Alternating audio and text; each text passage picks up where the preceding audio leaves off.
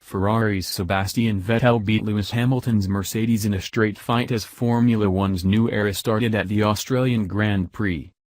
Vettel's first win since the Singapore GP in September 2015 was final proof Mercedes' domination is over after the introduction of faster cars.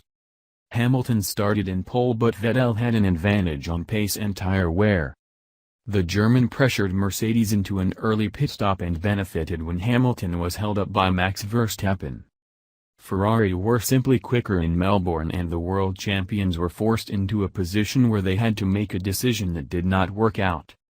The truth is, the race was almost certainly lost for Hamilton whatever choice Mercedes made as Vettel lapped just a second or so behind him on lap 16. Mercedes were telling Hamilton he needed to up his pace to build a gap before his pit stop. The Briton was complaining his tires were going off and he had no more pace. Fearing that Ferrari would recognize Hamilton's problems, Mercedes had a choice of leaving him out and risking Vettel passing him by and stopping earlier, or bringing him in and losing the lead that way. To make the early pit stop on lap 17 work, Hamilton had to pass Red Bull's Verstappen, but he returned to the track 1.7 seconds behind him. But Hamilton always expected it to be a difficult task. "This is race critical, you need to pass Verstappen," Hamilton was told by his engineer Peter Bonington.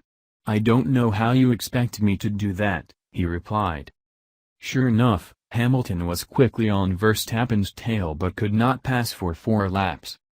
Britain's Julian Palmer also had a difficult weekend, starting from the back after a troubled qualifying and suffering brake problems before an early retirement. Fernando Alonso looked poised to rescue a surprise point for a McLaren-Honda team that came to the race in disarray after reliability and performance problems with the Japanese company's engine. But while running in 10th place and holding off Force India's Esteban Ocon, which had been behind for a long period, the Spaniard's car suffered what he suspected was a suspension problem.